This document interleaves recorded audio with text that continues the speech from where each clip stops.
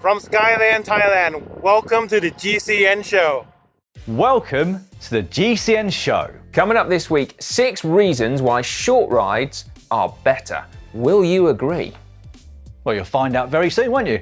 We've also got another Everesting world record, the world's most horrible climb, and then the biggest cliffhanger of them all. Has Cy got his new GCN kit yet? Yeah. Sorry, who is this, by the way? Lloydie. Manon? No, it's Dan. Lloydie. You remember me? Oh, Dan. Hello, mate. Welcome back. Cheers.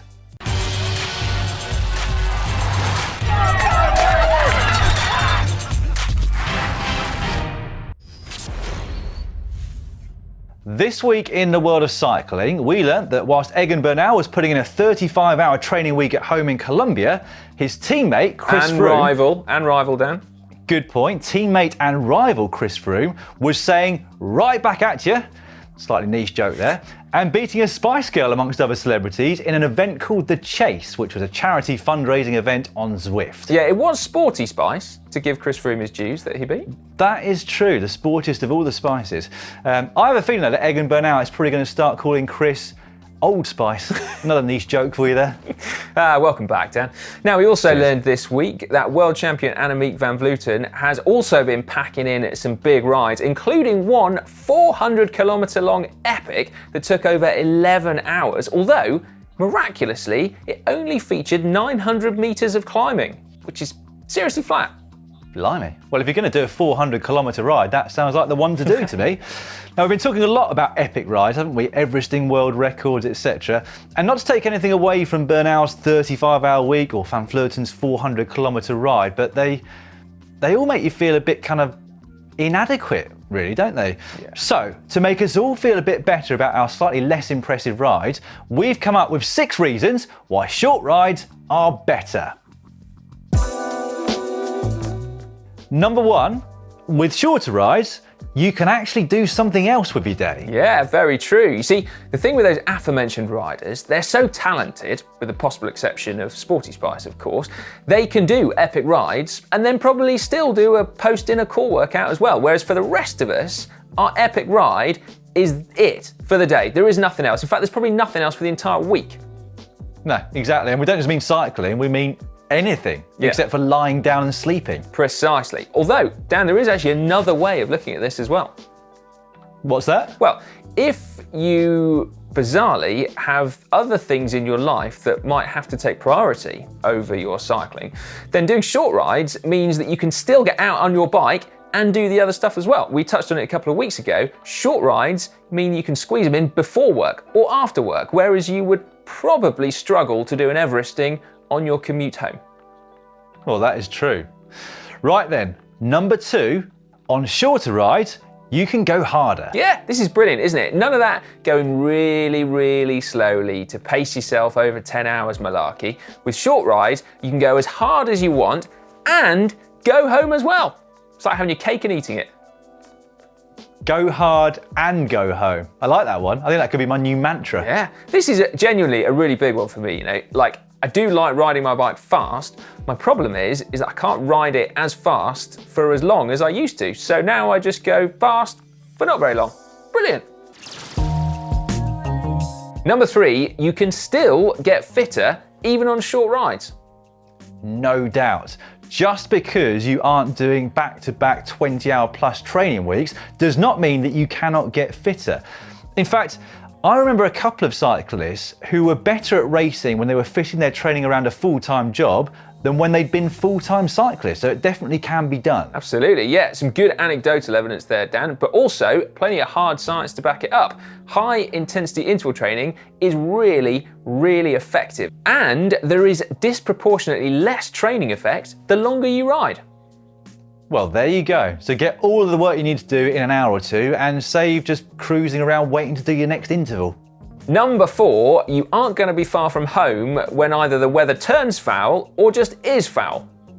This is my one, Si, isn't it? Because there's nothing worse than seeing black clouds roll above you on your bike when you're 2 hours away from home. Much better to be 15 minutes away from home when that happens so you can just sprint back. True. I mean, I do sense that this is something that we Brits have to worry about more than, well, most people from any other country. And you particularly seem utterly scarred from this. I mean, you won't ride without a rain jacket in your back pocket, even in the height of summer when there's not a cloud in the sky. Yeah, but that's because it's summer, British summer, which means it could rain at any time. Unless it's in lockdown, in which case you get 3 years worth of summers in the space of 12 weeks. Number 5, they're actually just more fun. Yeah, I dare anybody to try and argue with me on this one, because I can't think that there can be a single rider out there who's gone into the 8th hour of their ride and thought to themselves, my word, this is jolly good fun, isn't it? I mean, certainly in the 2 races that I did that were over 7 hours, the last thing on my mind at that particular point was fun.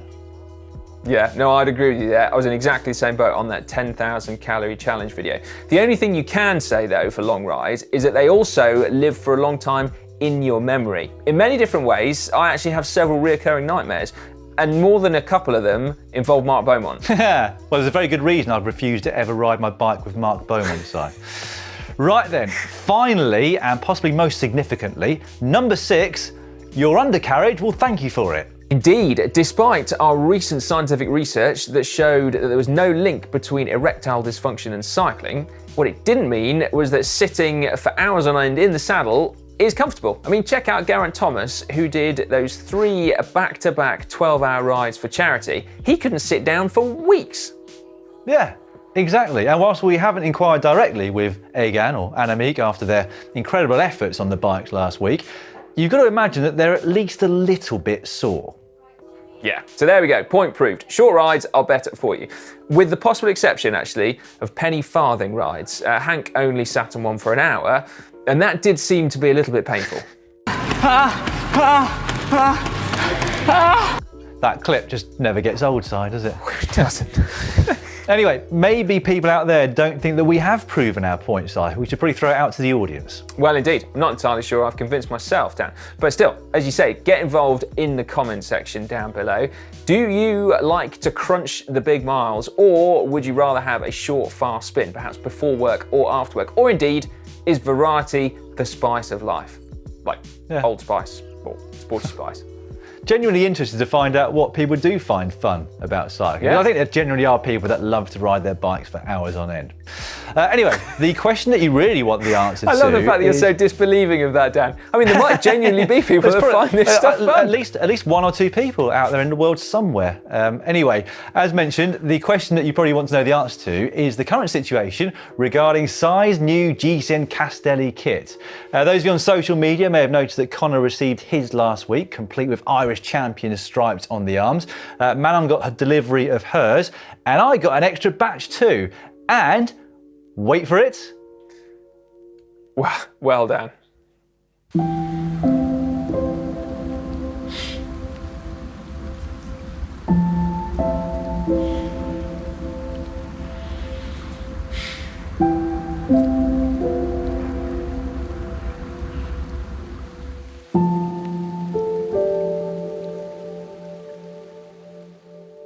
Here we go. This is like Christmas, only better because I can actually sit outside.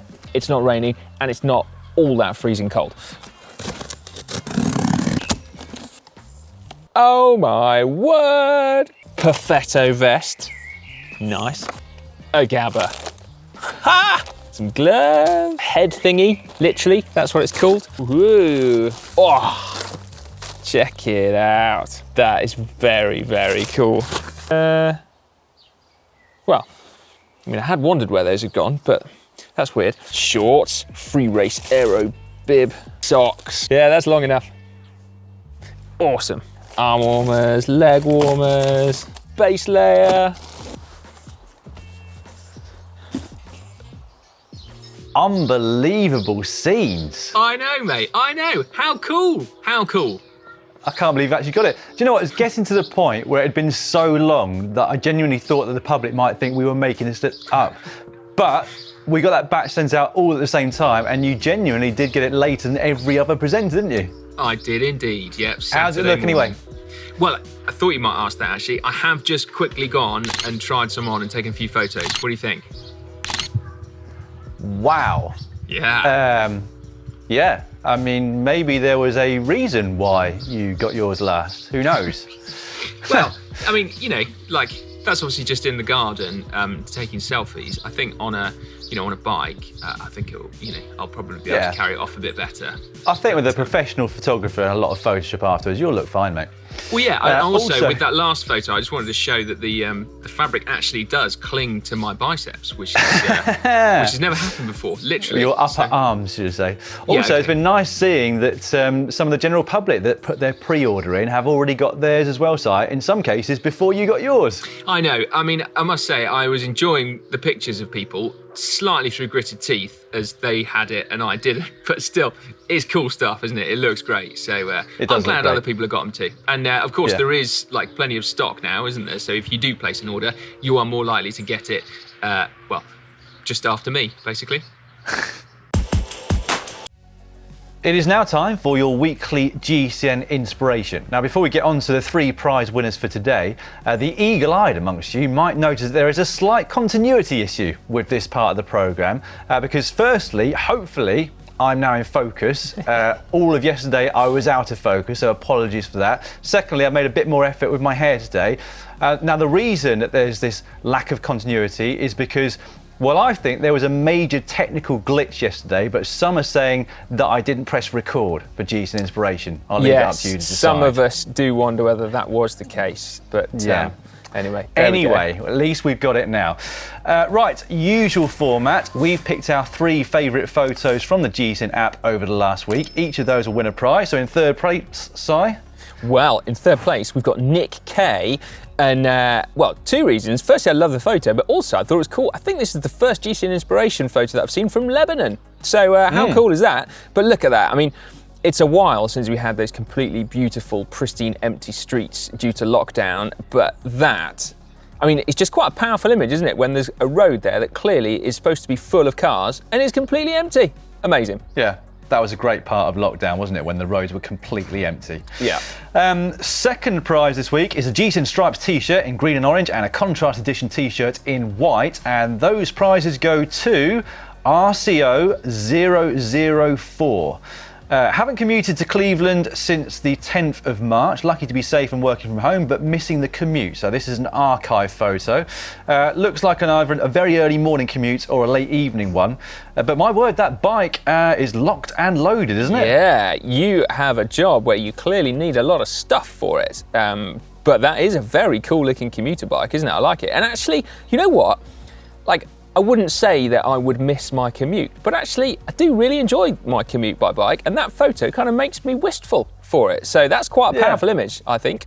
Yeah, it's a beautiful image as well. It's really good, Hence why it got second place. The winner this week gets a Strive jersey, Strive base layer and Strive socks, and that winner, Si, is... The winner is Gavka, and this photo, I think you'd agree, is an absolute corker. This is taken in Schladming in Austria. And obviously, we've already checked, by the way, that that is a flat-barred gravel bike. Definitely not a mountain bike, so it can be included in GCN Inspiration. But isn't it amazing?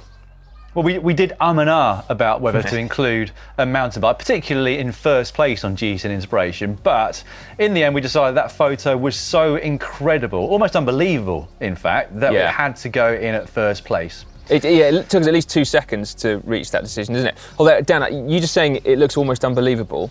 I do wonder whether this is another of those cases where it is literally unbelievable and we get called out by a lot of people in the comments for having something that's photoshopped. I mean, that cow at the front, the cow looks quite suspicious to me. Do you not think?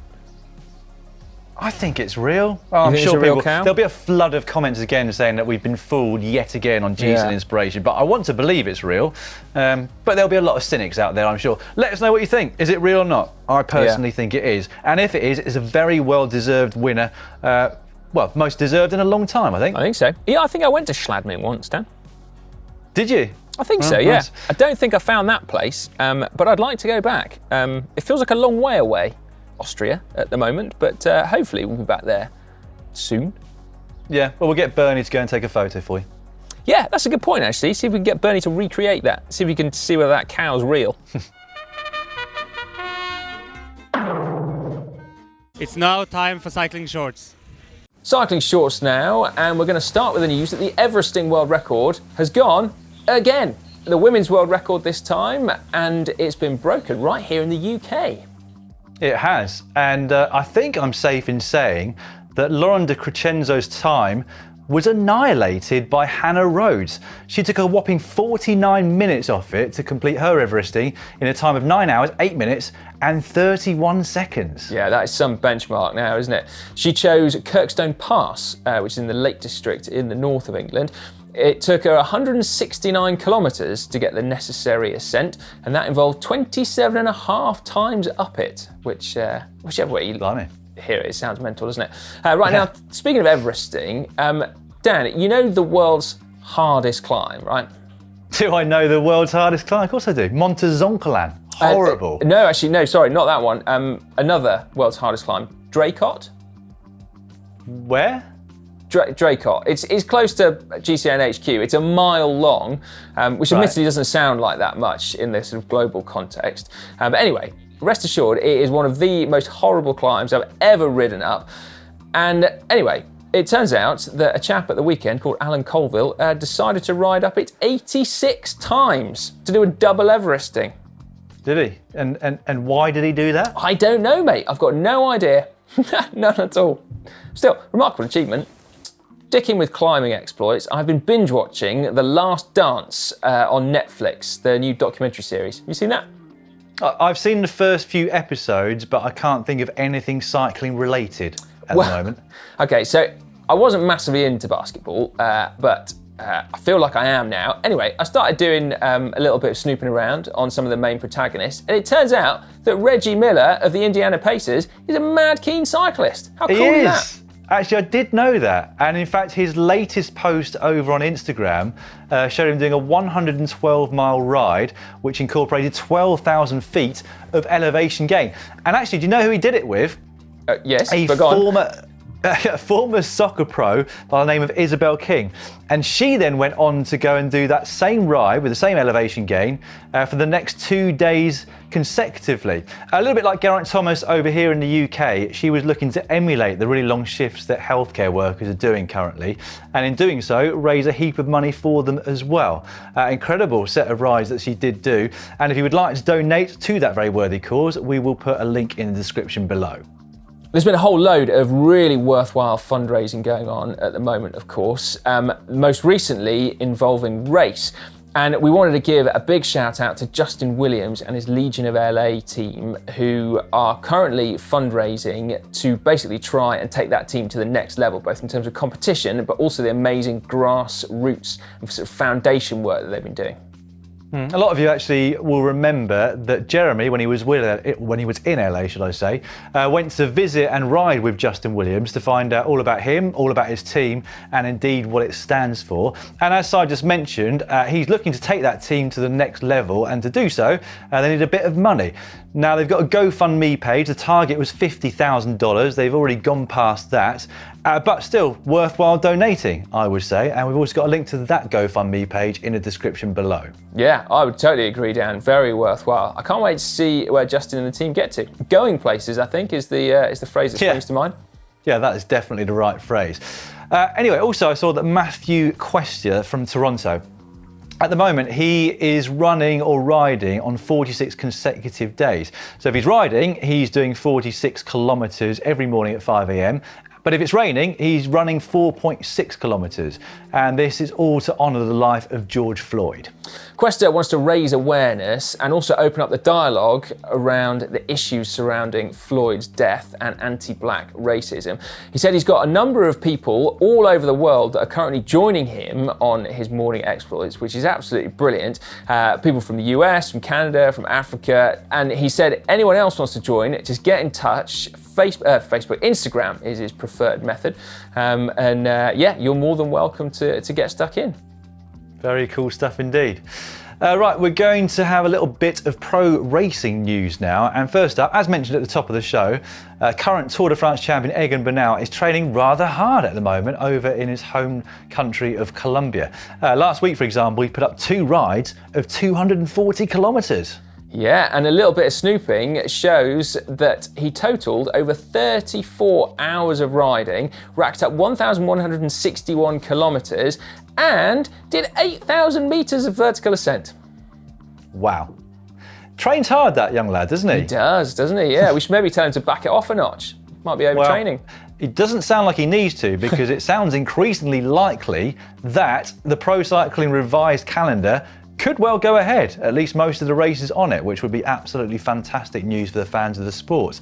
And so a lot of teams have been planning their training camps, amongst them Deceuninck Quickstep, who have planned a 50-person training camp down in Italy, which seems like a little bit of a gamble to me, because if one person falls ill down at that training camp, it might spell the end of the season for all 50 of them. Well, it does, doesn't it? But I suppose they're going to have to get together at some point, whether it's at races or whatever, but true. Still getting the whole team together. I don't know. Yes, fingers crossed it all works out for them, for sure. Well, yeah, I hope it does. Now, Dan, we've got a competition. It's competition time. We have. This is a cracker, right? So our friends over at Pirelli are giving you the opportunity to win one of 5 pairs of their P0 tyres, but these are the new coloured ones, okay? So instead of the classic white logo on the sidewalls, these now come in a selection of jazzy colours, so you can match them to your bike to your heart's content. Yeah. Now, apparently, the colours on the sidewall of Formula One tyres indicate the rubber compound. So we should point out that doesn't apply to these ones. It's just different colours on the sidewall. Anyway, if you want to be in a chance of winning in this giveaway, you'll need to find and go to a link that's in the description just below this video, which will send you to a landing page where you will need to answer the following question. What is the compound that Pirelli use in their cycling tyres? Good luck. Yeah, good luck. That's a tough one, isn't it? It is tough, yeah. Next up, it is hack / bodge of the week. You remember which way it goes, which way Dan? to do my arm. You've not done I was going to say, I almost forgot how to do that. It's been so long. Anyway, very good to be back. First up this week, we had this sent in by CJ Rob. Bike handles is the very simple title. Nice. After installing kitchen cupboards into my garage, that's something I've always wanted to do to tidy it up, which is why he's done it. I wanted some cycle-related handles. Had a few cranks kicking around, doesn't everybody? It's a marriage made in heaven. Well, I mean, it does look good, but Dan, I take exception to the who doesn't have cranks lying around. I got 1 or 2 stashed away, but not matching Ultegra ones. Why have you got 3 left-hand Ultegra cranks? And where's the drive side ones? Exactly, Si. Questions need answering on this one, because I've only got Durace ones hanging around in my garage. Well, who does have 3 left-hand cranks hanging around that you can use as handles? I've thought of something else, mate. How is he actually going to get his fingers in behind the crank to open the door? They're pretty flush, I reckon, aren't they? They do look pretty flush to the doors. Maybe he needs some Ultegra pedals to put onto the cranks. That would solve that problem. Despite all of our gripes, I'm actually going to go with hack for that. Yeah, me too. I think it's great. 79% of the app users have voted that a hack as well. Not surprised. Right, next up, we've got this one sent in by Kevin Armstrong ICS. Now, he hasn't done the hacking or bodging himself. His dad has made him this amazing wall mount for his bike. So this is a bit like the really slightly ropey metal one we had in a few weeks back, but this has been fashioned, and I quote, in pieces of maple trim, with the subsequent wheel supports being made out of tight grain fir. Now, anything made out of tight grain fir is a hack in my book, Dan. I don't know what it is, but I think I like the sound of it. Yeah, well, I mean, it's very hard to deem that a bodge, isn't it? Just by use of words in the description. Yeah. It looks great as well, though, so it's a hack from me, that one. Yeah, hack from me too. Yeah, definitely. Well, almost unanimous. 92% of app users saying that is a hack. You like tight grain fir as well? Yeah, absolutely love it, Si. Next up, I had to do a double take at this one, because when I first looked at this photo sent in by Murphy J631, all I could see was a busted mountain bike rim. Yeah. And I couldn't see any kind of hack or bodge, but upon further inspection, I noticed 4 zip ties that are presumably keeping the inner tube inside the tyre and allowing whoever's bike it is to ride that back to wherever they need to ride back to. When you said you did further inspection, you mean I told you about the zip ties? Yeah, when I asked you, Si, what on earth was going on in this photo, you said, Dan, I think he's using zip ties to keep the inner tube inside the tyre. Yeah, that's pretty much what I said. I was hoping you wouldn't point that out. Yeah. To be fair though, I think this is absolutely genius. Obviously, long-time viewers will know that I'm not a big fan of the zip tie, but only in when it's in a permanent position. This is like the definition of what a zip tie is designed for. I would never have thought that you could ride out on a rim that totaled. I mean, it is a mountain bike wheel, so that the mountain biker probably doesn't have to ride very far anyway. He's probably only 50 meters from his car park, but still, that's amazing. Genius. Yeah. Well, I'm going for hack then. I think it's got to be a hack, surely. Okay, well, 69% saying bodge. What? I mean, we're a bit loose. We're a bit loose of our definitions of hack and bodge side. We basically look at it and decide if we like it or not. But when it's a roadside hack to get you home, Yeah. If it works, it's got to be a hack in our opinion. Well, that's it. The clue's in the name, isn't it? Roadside hack. There we go.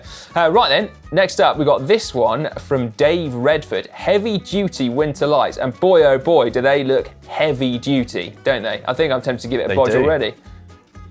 Well, hold your horses, Si. Let me read at least some of the description to our viewers. Uses 12 rechargeable AA batteries. Bodge. And the spacing of the lights adds to your apparent width on the road, so you're not just a point of light. Okay. And the sticker, which is a light touch, if it makes a few motorists chuckle, then so much the better. I take exception to that sticker, Dan. I'm not. Do you? Why is that? I'm not limited to 25 mile an hour. Well, you might do. You might be with that weight on your back. It looks quite heavy. Bet you could do good wheelies though with a weight that far back. Yeah. I'm going to go bodge as well. I feel a bit harsh saying that. Yeah, I mean, a lot of good quality hard work has gone into it, but yeah, fundamentally, I wouldn't want it on my bike. Let's put it that way. No, well, we're both going bodge, Dave, but sorry. But you can be pleased to hear that 62% of people disagree with us on that one. So yeah, most people are saying it's a hack. Good. Next up, this one from Sam, brother-in-law Nigel T-shirt. That is amazing. Whilst I have it on good authority that these are going to be available shortly, I just wanted to mock it up and see what it looks like. I tell you what, Si, I was away just, 5 weeks? Come back, there's somebody that's involved somewhat in videos who is more renowned, well-known and well-liked than any presenter on GCN. Well, yeah. Have you ever had your face on a T-shirt? Nope. Nigel does. I had it on a pair of Speedos that you wore though, Si. Good point. Yeah, I've still got those, mate. You need to borrow them. Also, I don't think you've got a catchphrase. So... No, I haven't. Maybe need to work on that. It's been 7 years, but I'm sure something will turn up. I think that's a hack, personally. What do you think? Surely mineral water. That's the only one. Oh yeah, good point. You do have a catchphrase. I'll go for hack as well. Yeah. I'm a bit disappointed that you've got a catchphrase. Also, going back to the actual hack or bodge, I think that if I said bodge, there could be a lot of uproar in the comments. So I'm just going for I'm going for safety here. Yeah. Hack. Yeah. Nigel's involved. It's a hack. As did 78% of other people. Right, okay, this one is the last hack/bodge of the week. This one was sent in by Victor Damjanovic. Who needs bolts, he said. I mean, I can think of a few purposes for bolts, but anyway, I was attaching a rear derailleur on my mountain bike when the bolt that holds them together lost its thread completely, but a piece of string does the same job. Now, does it do the same job, Dan? I'm not sure.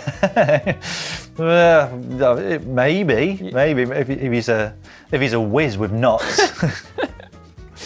But yeah, I mean, again, if that was 20 miles from home and he needed to get home, that's a definite hack. Yeah. It kind of looks, given that he's got a miniature bike there in the background, like he's already at home, and therefore that is a bodge. No, it is a very small bike in the background, isn't it? Clearly, he's a talented craftsman. Or a normal sized bike, a long way away. Right. Anyway, 14% said hack, and obviously 86% went for bodge, unsurprisingly on that one. Don't forget that next week's hacks and bodges for the show are already over on the GCN app, ready for you to vote on, so make sure you get involved over there, and we'll be giving our own opinions next week. It's time now for Caption Competition, that part of the show where you get a chance to get your hands on a coveted GCN Elite water bottle. I haven't actually got my hands on one. Dan, have you? I have. I'm busily trying to get it focused on the camera, but the camera's a bit too far away for me to see whether it's focused or not, but hopefully it is, because it's near my head. Good stuff. Right, well, the purpose of this game is a simple one. You need to put a witty caption in the comment section down below this video, in fact. And you've got to caption a photo. God, I'm making this sound difficult this week, aren't I? Yeah, it's a lot easier than the size making it out to be. Yeah, anyway, last week's photo was this one of Rigoberto Urán on the podium. And we had a genius caption come in from somebody. We don't know who it is, do we, Si? No, this is astonishing. They've managed to be completely anonymous on YouTube. So whoever this is, please get in touch. But anyway, genius caption. Hey Rigoberto, you're raining on my parade. You're running on my parade? See what they did there? Yeah. Works better seeing it written, that one, doesn't it, than reading it out. But yes, okay.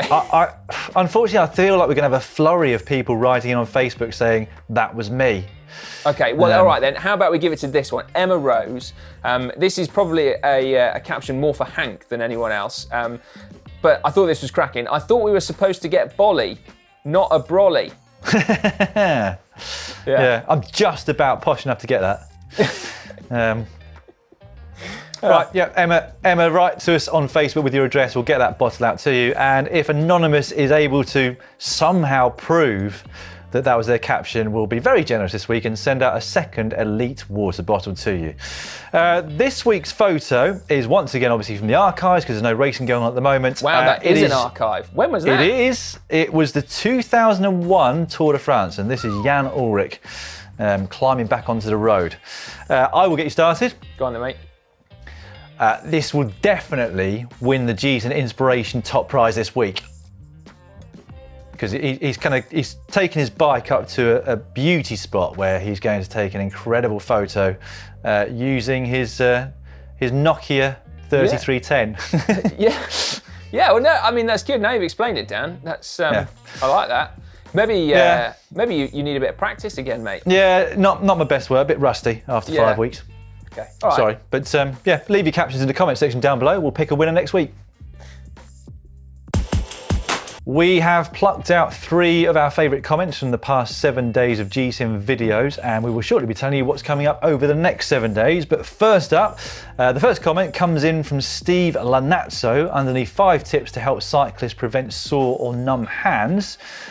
Same thing happened to me. Hands went so numb that I didn't feel it when my mates painted my nails red at a coffee stop.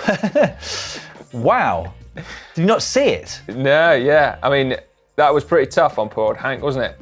Pretty embarrassing. But there we go. Like you said, Steve, it does happen to all of us at some point or another. This next comment, Dan, this is a challenge for you. Can you guess the video? Okay. This is from Barry McGee. Dude, you've been working out. Got some definition on those guns. Si, you know how many videos I've been in? How am I going to pick out which one of those it is? Well, I know, mate. It's a tough one. But think where you've been the most ripped and chiseled. Is it my yoga workout? No, it's not that one. No, I'm sorry, mate. It's one of Hank's. It was under mountain bike versus road, who trains the hardest. Yeah. And anyway, Hank clearly looking like he's been working out in lockdown. So there we go. Fair play, mate. Yeah, I don't think I've ever had a comment like that under one of my videos. No, I don't think I have either. No. I mean, I used to get called Mr. Muscle, but for those of you in the UK, you'll understand why. It's nothing to do with muscle. It's a kitchen cleaner. Anyway, finally, underneath last week's show, this from David M. Gazda. First we had brother-in-law Nigel, now we have Si's dog co-presenting. Yeah, Willow did make a cameo appearance last week. She's not very vocal. And she can sometimes look a bit sulky, but you know, yeah. Well, they say dogs take after their owners, don't they? So. No, she's got very slender ankles, mate. They're a marvel. I mean, the two of us are pretty evenly matched for top speed. Cheese. But yes, no, we're not the same in the ankle department. I tell you what, I was going to ask you, Si. I didn't want to spoil the surprise because I knew you'd be pleased, but isn't it great that Castelli tights and leg warmers have got zippers at the bottom? I haven't. Thank you, Dan. I haven't actually had to wear the leg warmers yet, and I unfortunately didn't get tights in my batch of kit. That must just be yours. Yeah, sorry, but wait, it's going to make it so much easier for you to get them on. Anyway, coming up on the channel over the next 7 days, we'll start with Wednesday. We're going to teach you how to ride in a city. Now, a lot of you we know are getting into cycling at the moment, and a lot of you will now be using it to commute into work because you obviously don't want to be on public transport if you can help it. So we hope that these tips are going to help you in that sense. On Thursday, top 10 clothing revolutions in cycling, which might include zippers around the ankle side. You have to wait and see. And then Friday, can you learn to bunny hop in a day? That's an interesting one. Yeah, very good one. That's with Connor, isn't it? It's what, sorry? It's with Connor. I think he can already bunny hop. I think Manon might be. Of course, no, he did the wheelie in a day one, didn't he? Yeah. I mean, we don't want him to, become too multi-talented at the end of all of this. Yeah, or also get too high up in the sky. Good point, actually, yeah. Right, on Saturday, we've got another vid from Ollie. He did how to choose cycling shoes last week, how to choose a saddle this week, so a very important purchase. And then on Sunday, it's the International Gravel Challenge of Epicness. Undeterred from not being able to do any kind of meaningful competition, Jeremy and I are competing against each other transatlantic, which should be a bit of fun. I hope you win, Si. Thanks, mate. I do too. Well, that's pretty much the end of the show. So can I just say, I very much enjoyed being back on it. I hope you enjoyed having me, Si. I did indeed enjoy having you back, mate. Yeah, it's been great. Cheers. And I'm sure one or two of the viewers probably enjoyed it a little bit as well. So maybe they could give the show a thumbs up if they did. Appreciate having you back. Yeah, please do. Give it a thumbs up. Yeah, it'd be nice to get another couple, wouldn't it? Also, before we go, quick plug to the GCN shop. As we mentioned before, the new GCN Castelli kit is available to order now, and you should get it reasonably quickly now that their factory's back up and running. So link to that on the screen right now, or shop.globalcyclingnetwork.com. Well, yes, it seems that people have been getting it far quicker than me, Dan. One last point to note, actually, about the Castelli kit. You obviously said that the leg warmers are able to go over my ankles, but unbelievably, for the first time ever, out of any cycling skin suit or jersey, the arms actually cling to my biceps. Like, there's no fluffy fabric. It's unbelievable. Do you mean to your upper arms? Yeah. Si? I don't know whether it's like just a custom thing that they added in, like, will reduce the diameter by several inches. But there we go. I'm blown away by it. Yeah. Well, normal people, bear in mind that what Si just said when you're ordering it, because you don't want to cut off circulation to your hands and then get your fingernails painted, do you? Anyway, as much as I would like to waffle on forever with you, Si, I don't think that our viewers will appreciate it. Most of them are probably left by now, so we should probably just say thank you and goodbye. Yep, see you next week, everyone. Cheers. Oh no, am I out of focus? For sakes. Speak as soon as I say finish. Okay. I think Stefan might put this at the end. Oh dear. Right.